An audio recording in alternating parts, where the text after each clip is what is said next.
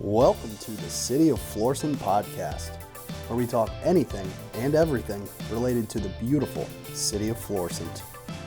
Hi, I'm Mayor Tim Laurie, and welcome to another edition of the Mayor's Podcast Show. I got some exciting guests with me today. First is my wife, Laurie, who is not only my wife, but she's also the chairperson for the Valley Flowers Committee, and Brian Paladin, who is the theater manager for the City of Florissant. Welcome, guys. I appreciate you guys coming in today. So we have the 62nd annual Valley Flowers Festival coming up. Laurie, why don't you tell us about the activities, what goes on in those 3 days at the Valley Flowers? Actually, we've added a day this year. We have family night back great. For the night's grounds, and I believe that is from 4 o'clock until 9 o'clock on Thursday. Okay. And that is back to one-ticket rides. All the information's on the Knights of Columbus website currently, and it will be on the Valley of Flowers Facebook page and website as well. And for the Valley of Flowers committee, we have activities at the James J. Egan Center, and that will be Friday from 2 to 9. We'll have vendors, crafters, food booths, food trucks, music. We will have some new things we're trying to bring out. We have Knocker Ball this year, and that'll be played on the soccer fields. We have a new Party Animals mobile. It's kind of like Build-A-Truck. They will be there on Friday. The city's been gracious enough to get us some field games and that for the kids to play for free. And on Saturday, we start at 9 a.m. and we go till 6 p.m. Kind of the same thing. We have a lot of the same events in that on Saturday. We do add Touch a Truck. Again, the city's helping us out with that, and that's from 11 to 5 this year. We thought it'd be nice to kind of open that up a little bit and give people a little bit more time to be there. And we're actually moving that up. It is going to be around the flagpole by the bandstand. So everybody will be able to kind of walk around, see the games, and listen to the music and see the food vendors and food trucks and things like that as well. Definitely a much better location. No doubt. Yes. It's always a work in progress. It's 62 years. We're going to get there one of these days. Absolutely. We have the car show that is hosted with the Old Town Partners. And then Sunday is our grand parade. It stops off at 1:45. And that will end at the Knights grounds. And the crowning for the new Queen and Court will be at 4 o'clock at the Knights grounds. Very good. And also through the weekend, the Knights have their carnival type atmosphere going on also down at their grounds? Yes. They're there Thursday, Friday, Saturday, and Sunday. Very good. So let's go back to that Thursday. We call it Family Night. I mean, this whole festival is about families. Right. Why do we call that Family Night? So the Knights like to separate a night out for families to allow them to not have to spend as much money, to be able to bring their kids out and be able to enjoy the carnival. So they have decided to make that a family night. And Friday, Saturday, and Sunday, then the rides will go back to, each ride might take so many tickets per ride. So you get a big discount on the ticket price, and that's why it's a family night, because we'd love to give that opportunity, because not everybody can afford the higher prices. So that's a wonderful idea for the Knights and lower rides. Yes, and then we do as well at the Egan Center. We try and bring things in that'll be a little bit more cost conscious for families to allow them to have some free things to do. We also have the pony rides, we have the petting zoo, and we're trying to bring in some additional games and things like that for them. I believe the city is also having a pickleball demo and expo that'll be in the gym. And then we're also looking in to see what we can do with esports if there's anything. So it's always a work in progress all the way up until that day. So we do always ask everybody to keep an eye on our website and Facebook, follow our Facebook so you know what's going on. Very good. Well, last year I remember I participated in that Washers tournament. I believe my team finished last, so we got that going for us. Are we doing that again? Yes, we are. Okay, so do I need to participate and be last again? Well, last or second to last, okay. We'll take that. Yeah, somebody's got to do it. Honestly, I didn't try to finish last. I'm just not good. Yes, and there's I think first place is $300, second place is $200, and third place is $100 for the Washers tournament, and that will be on Saturday. Registration's at 10:30 at the Egan Center up by the flagpole. Very good. So, Brian, what are other things? I know we got other events going on that Friday and Saturday at the Egan Center. You want to talk about some of those events? Yeah, so we've got a lot of other free entertainment coming up again, all very family-oriented. One of my favorites is coming back, Grouchy Gator. So Grouchy's going to be back with Grouchy Gator, the musical. That's not you? That's not me. No, this is an actual paid professional who will entertain children instead of me just running around like an idiot.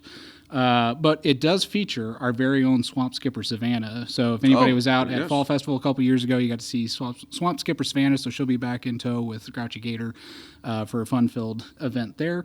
We've got our favorite RW Magic coming back. He'll be floating around on Saturday. Kinetic Tapestry is going to be back out on Saturday. They do aerial acts. They do juggling. They'll do unicycle. It's always a fun little circus that they do. They're a local company based out of Maryland Heights. So we always like to support local there in St. Louis, and they'll be there with us. Bubble Bus on Saturday. We'll also have caricature artists. I can't say the word to save my life. We'll have 2 caricature artists from Bax Illustration will be with us on Saturday. That is free to anybody that walks up to them. They will draw you a silly picture, and hopefully you can enjoy that.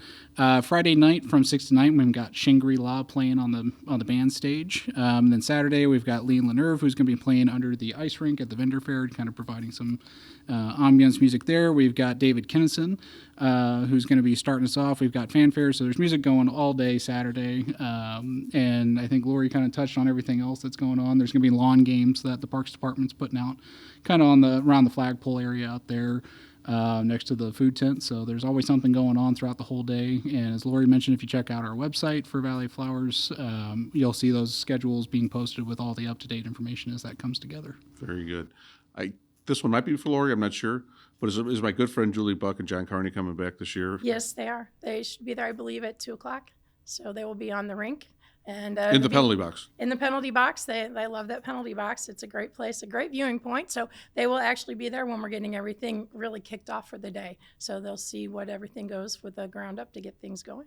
I think John's are in the penalty box. I'm not sure Julie has. No, Julie's not. Yeah, but that's okay. She's got to go with them, so unfortunately. So what about vendors? I mean, food vendors, and all these vendors. Are you full? Are you still looking for more vendors? And if so, how could people sign up for those? So we are still looking for vendors, crafters, and food booths. Our parade application closes this Friday, the 12th. We did add a new category. We are doing best golf cart.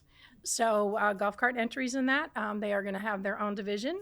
But our FlorissantValleyOfFlowers.com has all of our applications in that are on there. The vendors, crafters, and food booths close on May 1st. That one we always let go a little bit closer to the event because they're able to pick out where they want to go. And it makes things a little bit easier. But yes, we can always definitely use more vendors, crafters, and food booths. This year we're doing something a little different in regards to food, and that is we're not limiting. So there might be a few vendors that have barbecue. There might be a couple vendors that have hot dogs and hamburgers. We just thought it would be nice to be able to bring more people in from the community and support them as well. They're small businesses, so it's a great thing to see them there as well. No, I agree. Anytime we can bring our local people in our community here is great. So are we doing the Pretty Baby Contest this year? Yes, we are. Pretty Baby Contest. That will be to send your 5x7 photo into the Valley of Flowers house at 601 Rue St. Charles at Florissant, Missouri, 63031. Or you can contact our coordinator, who is Becca, and our number is 314-837-0033.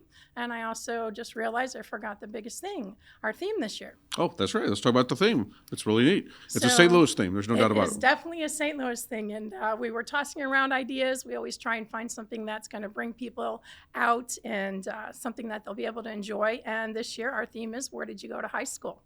And of course, that is the question you always get asked whenever you meet someone or move into the St. Louis area. So we thought that would be a great thing to celebrate and have everybody come out, alumni and different schools and that, and show their pride. So is that gaining any traction with parade units or anything like that? Yes, I believe we have a lot more bands that are going to be in the parade, and we have a lot of support from a lot of the local high schools and that. And this week we'll have a lot more information on who is supporting us and that out on our website and Facebook page as well, to send them a shout out. So what about the parade itself? Is that full, or you still got openings there too? We still have plenty of openings that are available. Very good. So what else can we talk about, Brian? Is there anything else that we need to talk about that maybe we missed? No, I think one of the biggest things with Touch Truck kind of moving up a little bit to be in kind of the heart of where all the activity is going on, that does free up a lot of parking. Just want to reiterate for families that are coming, it is always free parking at JJE, and it's very convenient parking, so you're not having to cross roads or anything like that with little ones. So it's safe, it's great to get to, and it's a great event for everybody to come out and celebrate Florissant. So you're saying that when I'm staying at the insurance collected $20, that's not legal? Legal, I don't know. Shady, yes. Okay, shady. But, you do you. Okay, absolutely. Well, they won't know it's me. I'll have a costume on, but okay, very good. Laurie, is there anything else you want to discuss that maybe we passed over? Not that I can think of. Just, I should say if anybody has any special prayers out there, it's always one of those weeks that it rains. So hopefully that weather holds out for us. So everybody pray for good weather and some sunshine, not too hot. We 80s are kind of nice, but hopefully we don't have to worry about people getting sunburn and that on parade day. So, yes. Of course, let's remember, I take credit for it if it's good weather. Yes. The council gets credit for bad weather. Correct. Just saying. Yes. Okay. Anything else? Nothing I can think of. So I think you mentioned your website. That's all the information's on there. I know we got a lot of information on the Spotlight also that in fact, there's a special edition of the Spotlight for this event, correct? Correct. It should be coming out in the next couple weeks. Okay. Very good. So, well, we're always excited. We appreciate the work you guys do. Laurie, with your committee, you guys put a lot of time and effort into it. This thing's over on May the 5th. I think you guys start May the 6th for the following year. Yes. Very good. And Brian, certainly appreciate all the staff help. Happy I to know do it. you put a ton of time into it. Parks Department puts a ton of time into it. Street Department. It's an event that really needs a lot of people. Our police department, our fire department, and it's really nice to see everybody come together and put this event together.